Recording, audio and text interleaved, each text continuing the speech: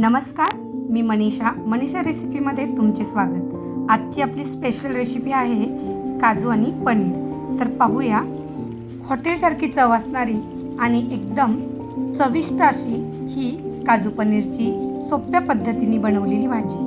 मैत्रिणींनो, यासाठी मी घरच्या दुधापासूनच पनीर बनवलेले आहे आणि अतिशय छान झाले ते। तर प्रथम आपण पनीर कापून घेऊया। आपल्याला हवे तसे पीस आपण पनीरचे कापून घ्यायचे। त्यानंतर आपल्याला घ्यायचे काजू। तर काजूचे सुद्धा आपल्याला दोन भाग करून या पद्धतीने कट करून घ्यायचे। काजूचे या प्रकारे दोन भाग करून घ्यायचे आणि आता आपलं काजू आणि पनीर हे दोन्हीही रेडी झालेलं आहे। यानंतर कांदा आपण एकदम मिक्सरवर बारीक पेस्ट करून घेऊ शकता किंवा तुम्ही एकदम बारीक पद्धतीने कापून सुद्धा घेऊ शकता। तर मी इथे मिक्सरला जाडसर वाटून घेतलाय। यासाठी आपल्याला काय काय लागणार आहे ते पाहूया। यासाठी आपण घेतले टोमॅटो, लसूण, एक सिमला मिरची, आलं, 2 हिरव्या मिरच्या आणि कोथिंबीर। त्याची आपण बारीक प्युरी करून घेतली आहे। आलं, लसूण, कोथिंबीर याचं आपण वाटण करून घेतलंय।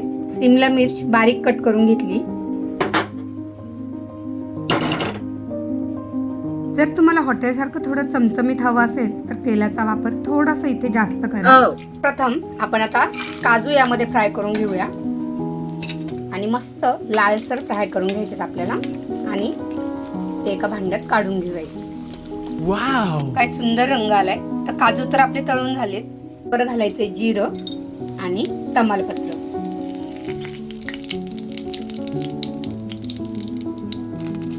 कांदा जो आपण बारीक करून घेतला होता आणि आता हे मस्त आपल्याला परतून घ्यायचं।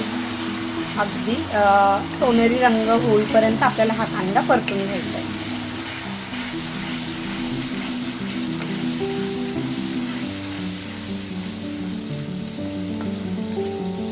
कांदा आपण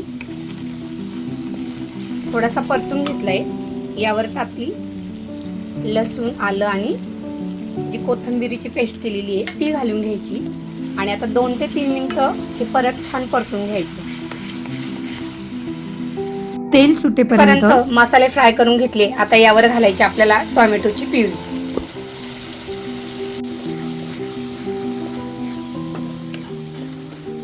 प्युरीला जसं तेल सुटायला लागेल तसं आता यामध्ये आपण मिक्स करून घेऊया मसाले। तर मसाल्यात सर्वप्रथम आपण घालणार आहोत अगदी थोडंसं हिंग, त्यानंतर 1 चमचा हळद, 1 चमचा गरम मसाला आणि मिरची पावडर। आता हे छान याच्यात मिक्स करून घ्यायचंय। यामध्ये थोडासा जाईल हा खडा मसाला, चवीपुरतं मीठ। आता हे छान मिक्स करून घ्या।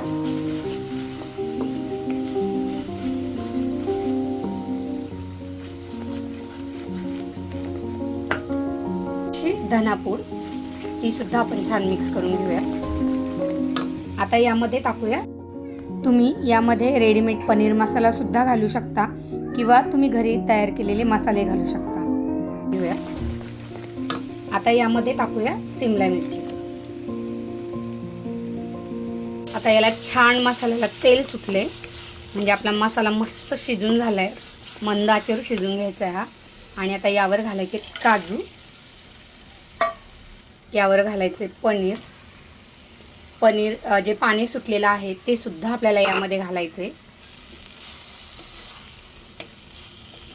आणि व्यवस्थित मिक्स करून घ्यायचे। आता हे आपल्याला आहा हा, पाहूनच तोंडाला पाणी सुटले। एवढी छान आपली ही भाजी झाली आहे। आणि आता यावर आपण घालणार आहे मलईचं असं घट्ट दूध।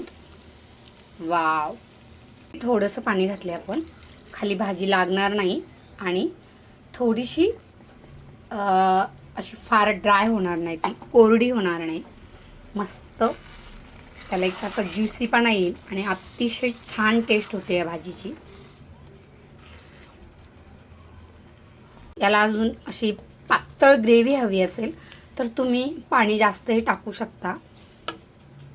अगदी 1 कपभर पाणी टाकलं तरी सुद्धा खूप छान होईल ही भाजी। आणि आता यावरून आपल्याला पनीरचा जो गरम मसाला आहे तो असा वरून स्प्रिंकल करायचा आहे आणि यावर मस्त झाकण ठेवायचं आहे आपल्याला।